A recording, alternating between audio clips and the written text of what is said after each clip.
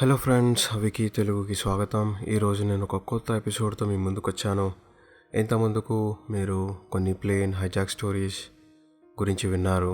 Mystery, unsolved stories నేను మీకు చెప్పడం జరిగింది. కానీ ఈరోజు నేను చెప్పబోయే స్టోరీ చాలా విచిత్రమైన మరియు భయంకరమైన ఒక స్టోరీ. ఇది మన ఇండియాకు చెందింది కాదు. ఈ స్టోరీ పాకిస్తాన్ దేశానికి చెందింది.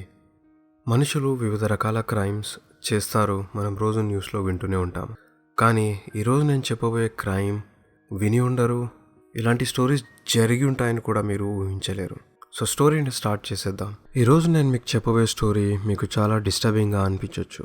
మనుషులలో ఇలాంటి వ్యక్తులు కూడా ఉంటారా, అసలు ఇలా కూడా చేసేవారు ఉంటారా అని అనేలా చేసేదే ఈ స్టోరీ. పాకిస్తాన్ దేశంలోని సర్గోదా అనే సిటీకి చెందిన మహమ్మద్ రియాజ్ అనే యువకుడు బతుకుతెరువు కోసం కరాచీ సిటీకి రావడం జరుగుతుంది. కరాచీలోనే కొన్ని రోజులు హమాలీ పనులు చేసిన తర్వాత వజీరా అనే ఒక యువకుడితో పరిచయం ఏర్పడుతుంది.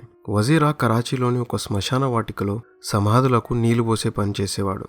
ఇస్లాం మతంలో ముస్లింలు చనిపోయిన తర్వాత వారిని పూడ్చిపెడతారు. ఆ పూడ్చిపెట్టిన తర్వాత మట్టి అటు ఇటు వెళ్లకుండా ఒకటే దగ్గర ఉండడానికి నీళ్లు పోయడం జరుగుతుంది. సో ఈ వజీరా ఆ నీళ్లు పోసే పని చేసేవాడు. వజీరాతో పరిచయం ఏర్పడిన తర్వాత మొహమ్మద్ రియాజ్ను కూడా తనతో పాటు శ్మశాన వాటికలో పనిచేయమని చెప్తాడు. వజీరా చెప్పిన విధంగానే రియాజ్ తన హమాలీ పనులు మానేసి శ్మశానంలో పనిచేయడం మొదలు పెడతాడు. అక్కడ పనిచేసే సమయంలో రియాజ్ వజీరా యొక్క ఒక వింత అలవాటును చూడడం జరిగింది. వజీరా శ్మశానంలో ఏదైనా మహిళ లేదా అమ్మాయి శవం సాయంత్రం పూట వచ్చినప్పుడు ఆ రోజు రాత్రి ఆ సమాధిని తవ్వి లోపలికి వెళ్లి తిరిగి కాసేపటికి బయటికి వచ్చేవాడు. వజీరాను ఈ విషయం రియాజ్ అడిగినప్పుడు తాను ఈ సమాధుల లోపలికి వెళ్ళి అక్కడున్న అమ్మాయిలు లేదా మహిళలతో రేప్ చేస్తున్నానని చెప్తాడు.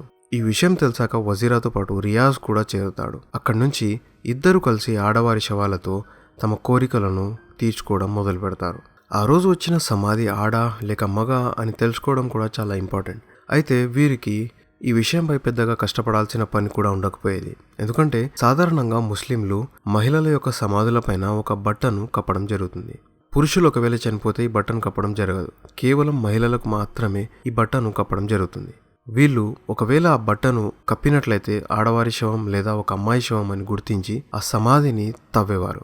ఇంతేకాకుండా ఇద్దరు కేవలం సాయంత్రం పూట పూడ్చిన సమాధులను మాత్రమే ఎంచుకునేవారు. దీని వెనుకున్న కారణం ఏంటంటే ఎక్కువసేపు సమాధి లోపల శవం ఉంటే కులిపోయే అవకాశాలు ఉన్నాయని కేవలం సాయంత్రం పూట పూడ్చిన శవాలను మాత్రమే ఎంచుకునేవారు. ఇక్కడ ఇంకొక విషయం నేను మీకు చెప్పాలనుకుంటున్నాను. అదేంటంటే ముస్లింలు సమాధిలో శవానికి పైన క్రాస్గా బండలు పెట్టి ఆ బండలపై మట్టిని వేస్తారు. డైరెక్ట్గా శవంపై మట్టి వేయారనమాట. ముందు శవం పెట్టిన తర్వాత ఆ శవంకి క్రాస్గా బండలను అమర్చడం జరుగుతుంది. ఆ తర్వాత బండల పైన మట్టి వేయడం జరుగుతుంది. ఒకవేళ మీరు మళ్ళీ తవ్వినట్లయితే శవంపై మట్టి ఉండదు, కేవలం బండలపైనే మట్టి ఉంటుంది. మట్టి తీసిన తర్వాత బండలుంటాయి, ఆ బండలు తీసిన తర్వాత లోపల శవం ఉంటుంది. 2 ఫీట్స్కి ఒక బండను పెట్టడం జరుగుతుంది. సో మొత్తం 3 లేదా 2.5 బండలు పెట్టడం జరుగుతుంది. సో ఇలా ఉండడం వల్ల రియాజ్ మరియు వజీరా కేవలం కాలి వద్ద తవ్వి బండలను జరిపి తాము అనుకున్న పని చేసేవారు. కొంత సమయం గడిచిన తర్వాత వజీరా కొన్ని ఆరోగ్య కారణాల వల్ల చనిపోవడం జరుగుతుంది. ఎందుకంటే వజీరాకు కొన్ని చెడు అలవాట్లు ఉండేవి. డ్రగ్స్ చేయడం, స్మోక్ చేయడం ఇలాంటి అలవాట్లు ఉండడం వల్ల తాను తొందరగా చనిపోయాడు. వజీరా చనిపోయిన తర్వాత కూడా రియాజ్ మాత్రం ఈ పాడు పని చేస్తూనే ఉండేవాడు. 2011వ సంవత్సరంలో ఒకరోజు ఆ శ్మశాన వాటికలో ఒక అమ్మాయి యొక్క శవం రావడం జరుగుతుంది. ఎప్పట్లాగే రియాజ్ సమాధి యొక్క మట్టిని తీసి లోపలున్న బండలను తీసి ఆ అమ్మాయితో రేప్ చేయడానికి ప్రయత్నిస్తాడు. ఇలా చేసేటప్పుడు శవం యొక్క ముఖంపై ఉన్న బట్ట కొంచెం జరిగి ఉండడం గమనిస్తాడు. అక్కడున్న చిమ్మ చీకట్లో కూడా అమ్మాయి శవం యొక్క దంతాల నుంచి ఒక వెలుతురును రావడం గమనిస్తాడు. అంతలో రియాజ్ ఆ శవం యొక్క కండ్లను చూస్తాడు. ఆ కండ్ల నుంచి కూడా వెలుతురు రావడం గమనిస్తాడు. ఒక్కసారిగా శవం నోట్లో నుంచి మరియు కంట్లో నుంచి వెలుతురు రావడం చూసిన రియాజ్ భయపడి శవాన్ని వదిలేసి సమాధి నుంచి బయటికి వచ్చేస్తాడు.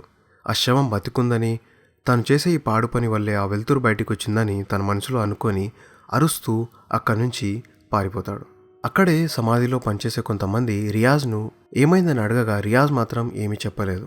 కానీ తన బట్టలకు మట్టి అంటి ఉండడం చూసి శ్మశాన వాటికలోకి వెళ్ళి చూడగా అక్కడున్న ఒక అమ్మాయి సమాధి తవ్వి ఉండడం చూడడం జరుగుతుంది.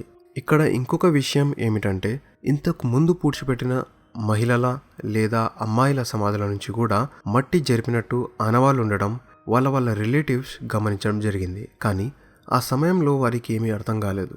బహుశా ఇలా జరిగి ఉంటుందని కూడా ఎవ్వరూ ఊహించలేదు.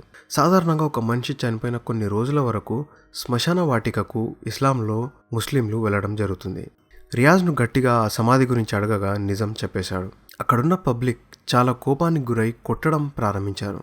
ఇంతలో శ్మశాన వాటికలో పనిచేసే వ్యక్తులు పోలీసులకు ఇన్ఫార్మ్ చేయడం జరుగుతుంది. పోలీసులు రియాజ్ని అరెస్ట్ చేయడం జరుగుతుంది. అరెస్ట్ అయిన తర్వాత రియాజ్ ఈ స్టోరీ మొత్తాన్ని మీడియా ముందు చెప్పడం జరుగుతుంది.